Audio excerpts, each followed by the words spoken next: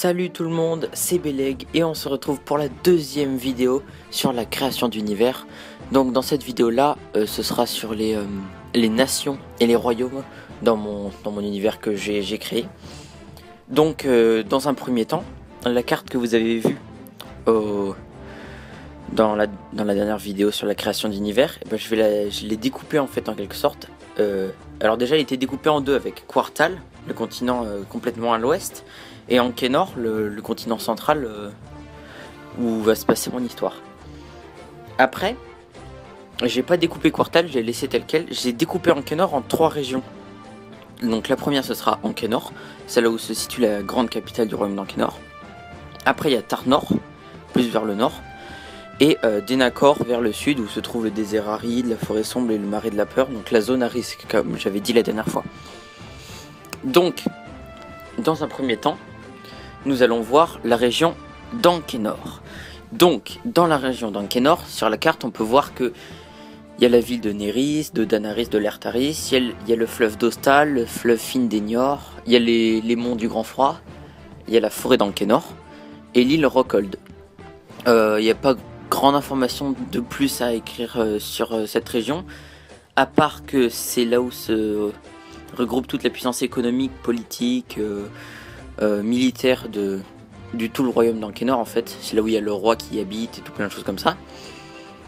La deuxième région, c'est Tarnor. Donc dedans, il y a la ville de Vidal et la ville de Bogaris, donc la capitale c'est Vidal. Nerys, pour Ankenor c'était Nerys la capitale. Il y a le fleuve Cédal, le lac Céda. Les monts du Grand Froid, ils sont aussi en Tarnor, et la forêt d'Espenor. Alors cette région, elle est minière et agricultrice. C'est cette région-là qui va donner toutes les ressources nécessaires pour Ankenor. La troisième région, donc Denakor, celle située au sud, c'est celle qui est à risque. Donc comme on peut voir sur les images, il y a le marais de la peur, la forêt sombre, il y a le désert aride. Après dans les villes il y a Menetia et Karun. Menetia c'est la capitale. J'ai mis une petite image de la ville, elle est assez sympa en bas. Après en fleuve il y a Dostal, Ternis et Chardol. Il y a le lac de Den et l'île de Den. Voilà. Après Quartal. Donc dans Quartal il y a Andaris, la Moria que vous avez dû voir dans la dernière vidéo, et Docrun, donc la capitale c'est Andaris. Il y a le fleuve d'Erkern. Il y a les monts Quetzal, la forêt d'Okest et l'île Taria. Voilà. Après, c'est plus des royaumes.